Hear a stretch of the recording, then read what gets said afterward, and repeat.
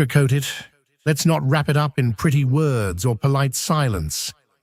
There's something inside you, something raw and persistent, that you've been trying to silence for years. It's not loud, not dramatic, it's subtle. A dull hum in the background, an uncomfortable feeling that surfaces in the stillness, in those moments when everything seems fine on the outside. It's that strange, almost unnoticeable sensation that creeps in the second you stop moving, when distractions fade and all that's left is you. It's like your mind knows you're faking it, like your soul is sitting quietly in the corner, watching you with patient eyes, waiting for the exact moment to whisper, "You still don't get it, do you?" You've gone through life convinced that control is the key, that if you just plan enough, work hard enough, think ahead enough, if you speak carefully, move strategically, avoid mistakes at all costs, then everything will work out, that you'll finally feel safe, finally feel certain, finally feel free. But what happens when, despite all that effort, things still fall apart? When even your best-laid plans collapse? What if the problem has never been a lack of control, but rather your constant obsession with having it? Look around. Really look. Watch the people who try to keep everything in order, who clutch at the invisible strings of what they believe they control. Can you see the exhaustion in their eyes, the strain in their shoulders, the way they breathe like they're holding it in, waiting for something to go wrong? Anxiety doesn't come from chaos. It comes from our desperate attempts to avoid it.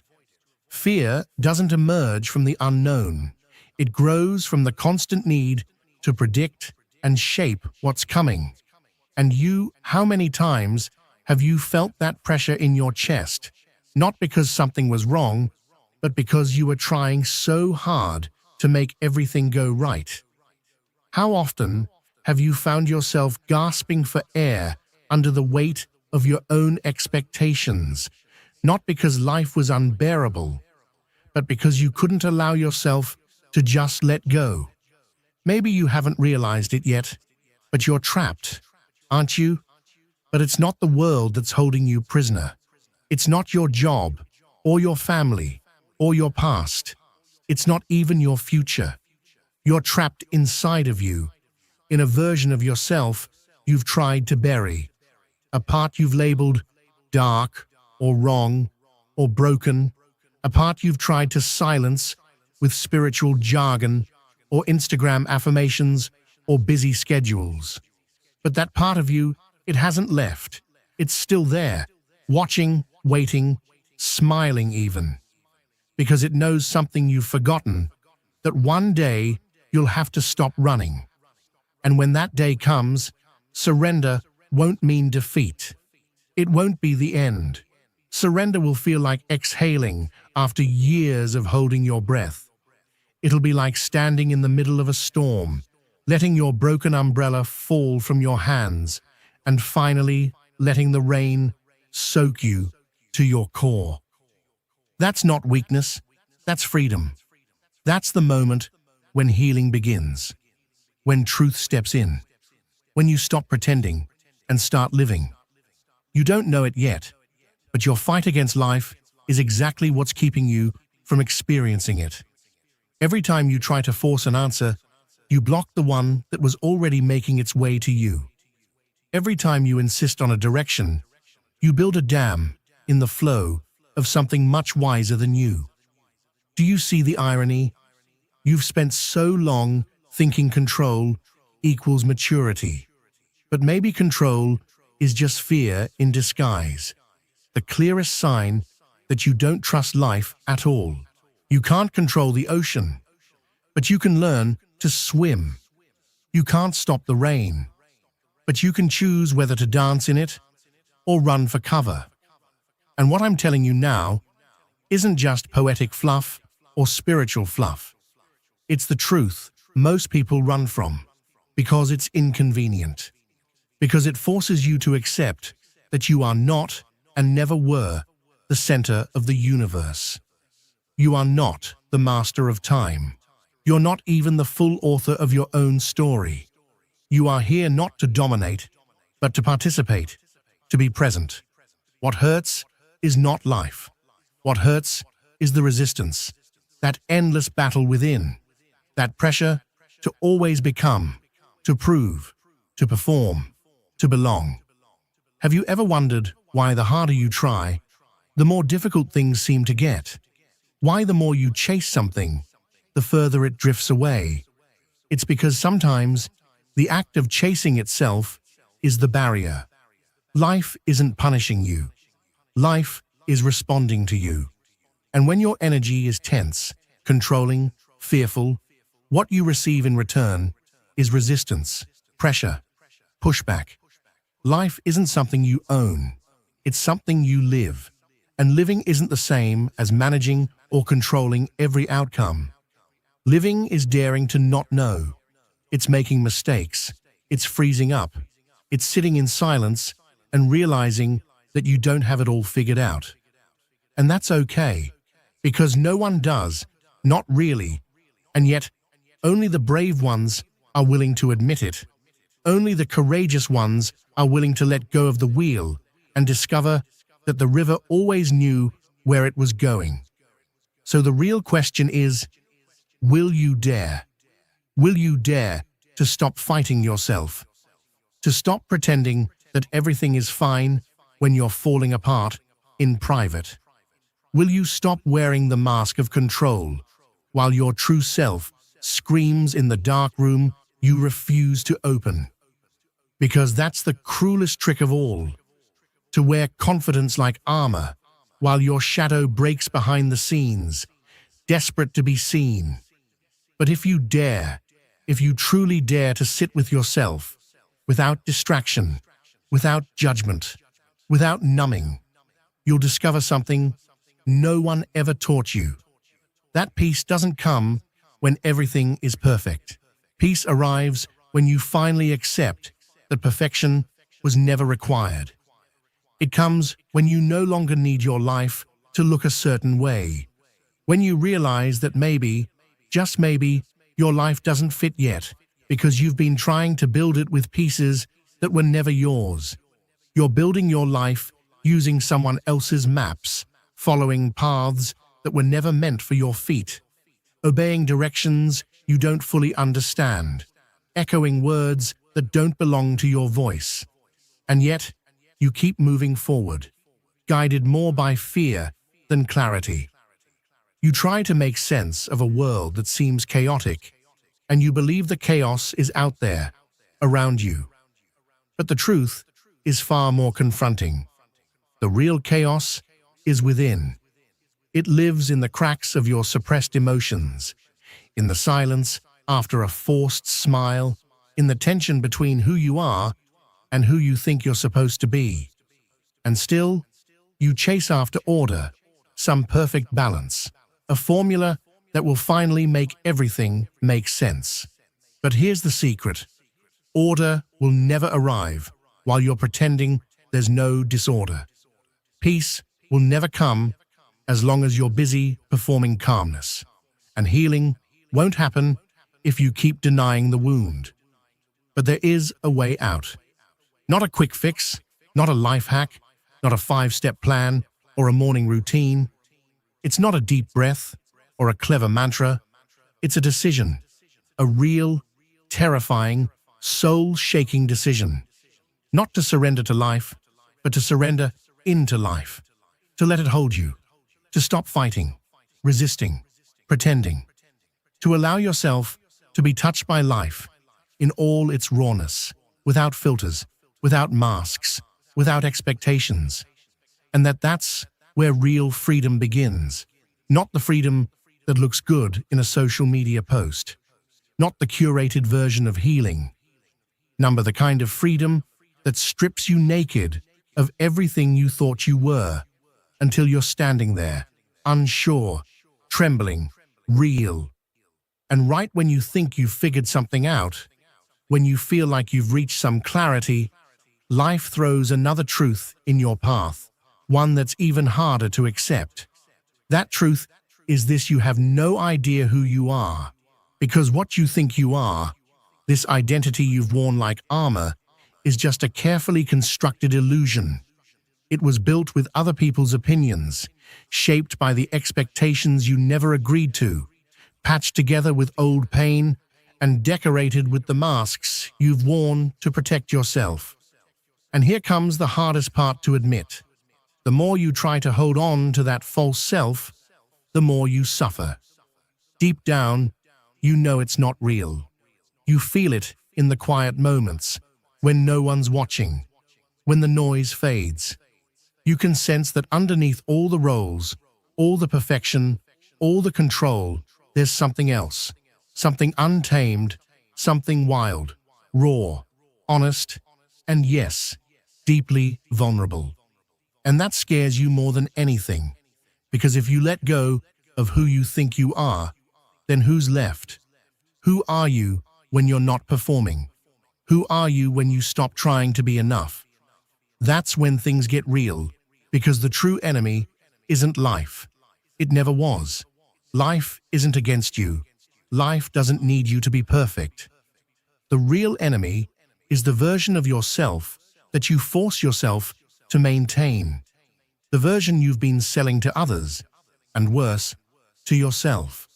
The image of the one who's always strong, always capable, always unbreakable.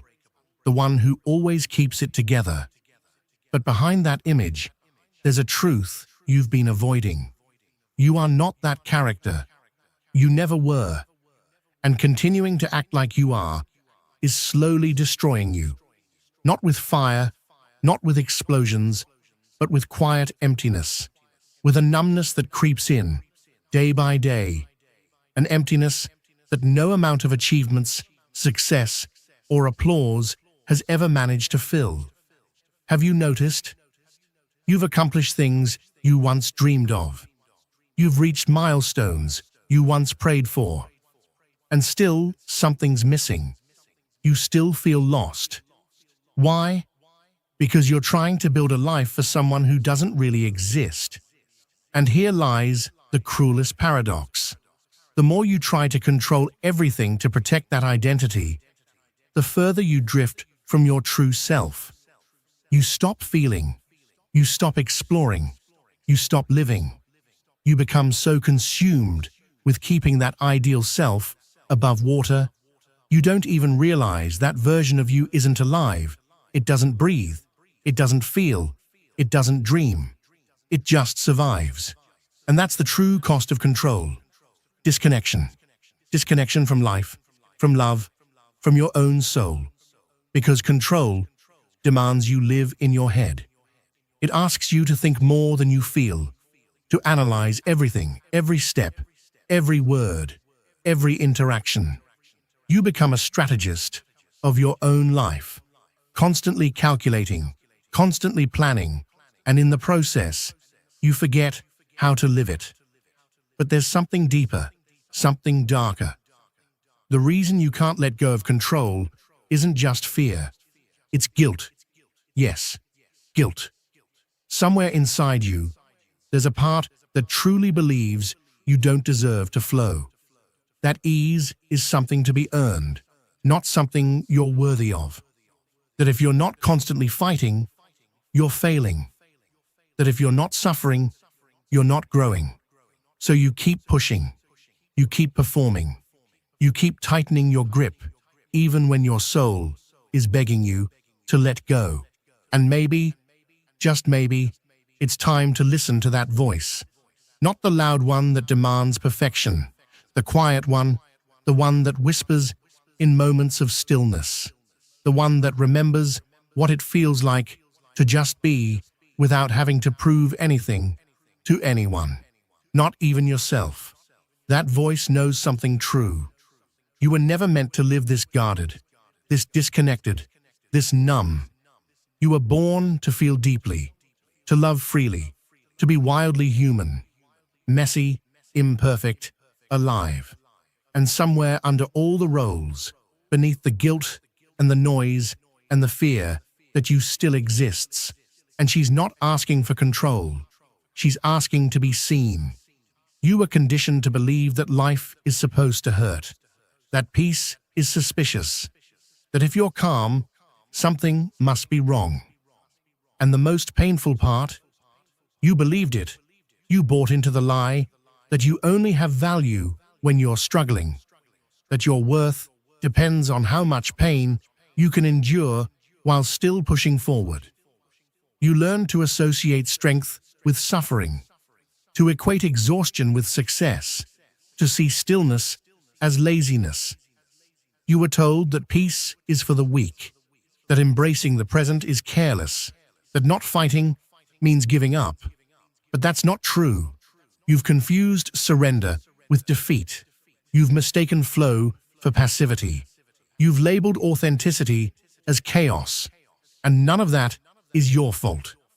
You were trained meticulously, repeatedly, to believe those things. Since you were little, they taught you to hide your shadow, to push down your anger, to mask your sadness. They told you that showing emotion made you fragile, that feeling deeply was dangerous, risky, something to avoid. So, you learned to control, to monitor every reaction, to filter every thought, to second-guess every decision. You even learned to control your breathing, your posture, your presence, just to avoid being too much, too real, too you. But you weren't born to be a machine. You didn't come here to live in survival mode, to merely exist inside a script written by fear. You came to feel, to expand, to stumble and fall and get back up without shame. You came to love with your whole heart. You came to live, not to endure. But to truly live, you first have to let go of who you think you are. And I know that's terrifying. Shedding the controlled image you've carefully maintained feels like a kind of death. And in many ways, it is. But it's the death of illusion, not of you. It's the necessary death of everything false so that something real can finally breathe. Because only when the character dies can the person be born. Here's something no one has told you in simple words. You cannot find peace by trying to control everything. Peace doesn't come from perfect plans or constant effort. Peace isn't something you build, it's something you allow. It shows up the moment you stop demanding life to be different, and instead choose to witness it exactly as it is. And in that moment of radical acceptance, everything begins to shift. Not in an instant, not like a miracle out of nowhere, but slowly, gently, meaningfully. Because when you stop fighting, the conflict loses its purpose. You're no longer at war with what you feel. You're no longer trying to force things that aren't ready. You're no longer resisting what's already happening. You're simply being. And being in a world that constantly tells you to run is the most revolutionary act of all. But to be present, you have to stop running. And you've been running your whole life. You run with your mind, jumping from thought to thought, clinging to outcomes. You run with your emotions, pushing them down before they can speak. You even run in stillness, pretending to be calm while your soul is still sprinting. You run in the form of expectations, endless plans, judgments, and busy distractions, all to avoid a terrifying truth: the emptiness. I know you're afraid of that emptiness. We all are. It feels like a black hole, like a silence too loud to bear. But what you don't realize is that this void you keep avoiding isn't your enemy, it's your origin. That emptiness isn't broken. It's not a hole to be filled. It's a space to be inhabited. It's the gateway to your truth. So let me ask you something, and really take a moment before you answer. What would happen if just for today you stopped running? What would happen if you stopped trying to be right, stopped trying to have all the answers, Stopped clinging to the next plan, the next distraction, the next version of who you're supposed to be. What if, for once, you simply paused? Not to give up, but to breathe, to feel, to witness yourself without the armor, without judgment, without filters. Could you do it? Could you sit in the silence long enough to hear your own voice again? Because that silence, that stillness you feared for so long, isn't empty. It's not a punishment. It's where your freedom lives. And no, it won't feel comfortable. It's going to hurt. Because when the running stops, the first thing you'll meet is everything you tried to leave behind. Your fears, your contradictions, your suppressed pain, your unmet needs, your forgotten self.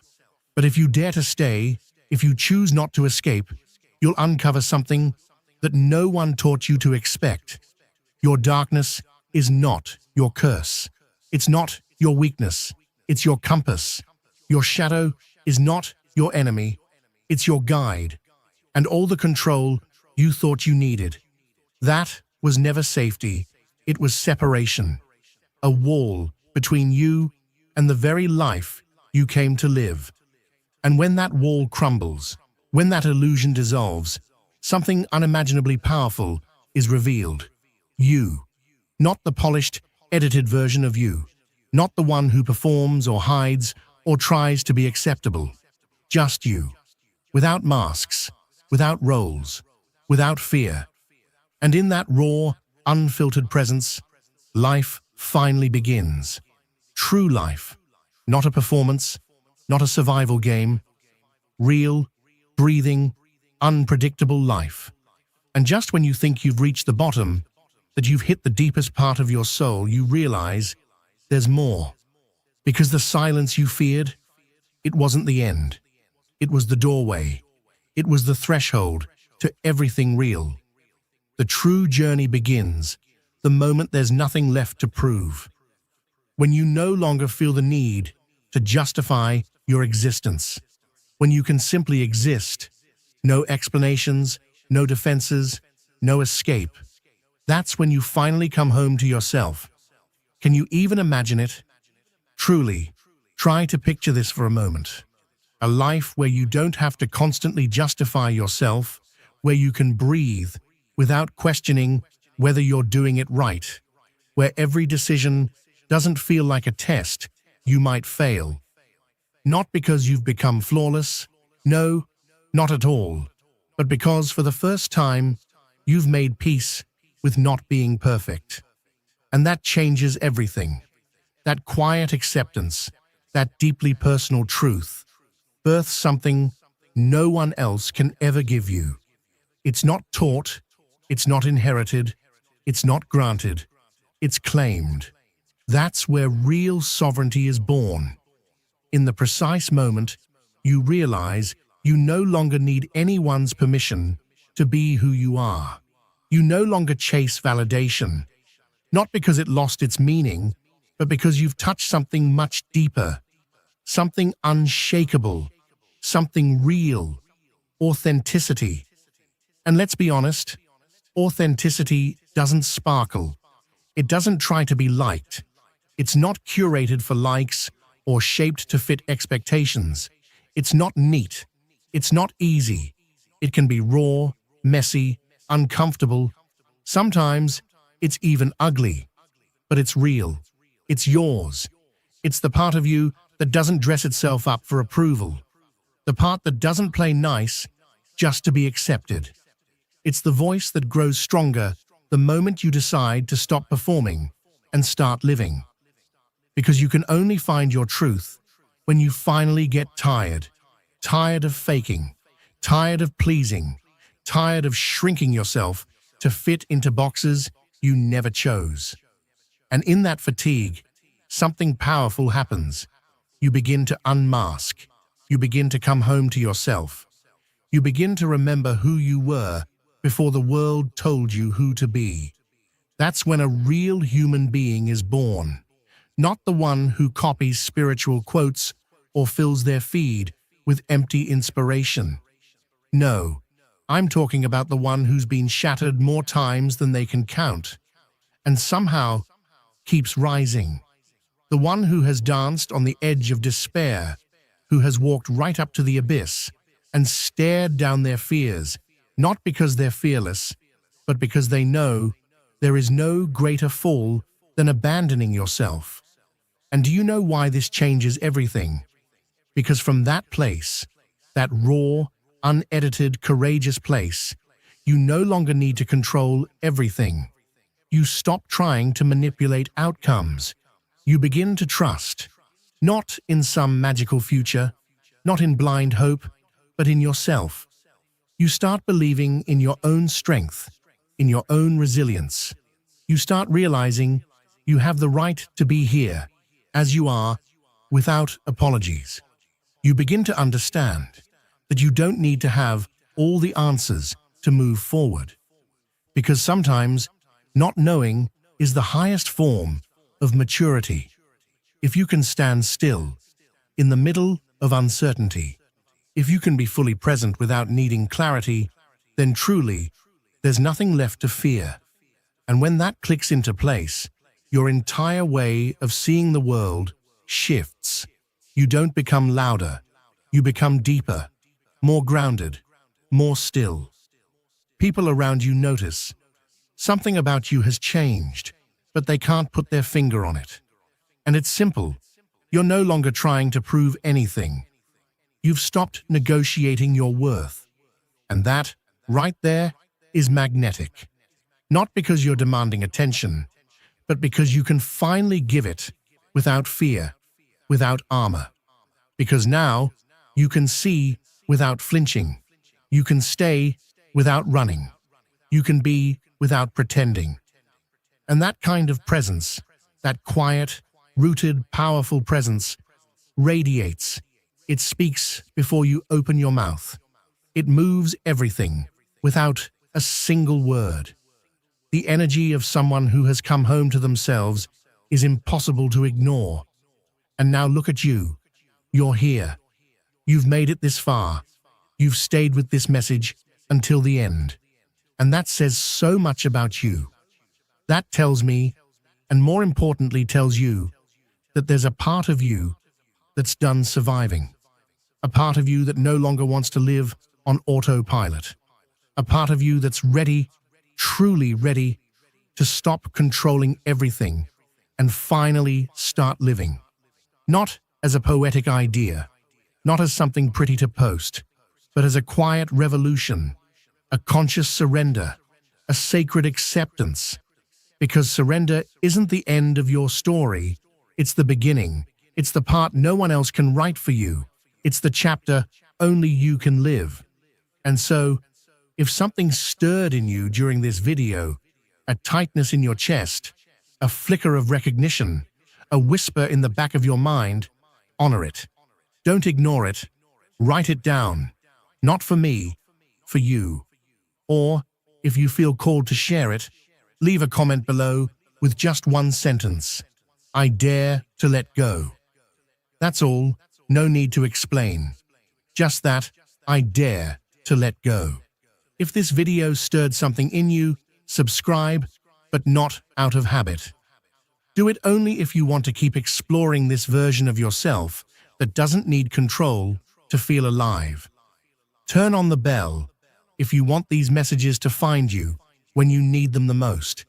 And if you know someone who's stuck inside their own invisible cage, send this to them.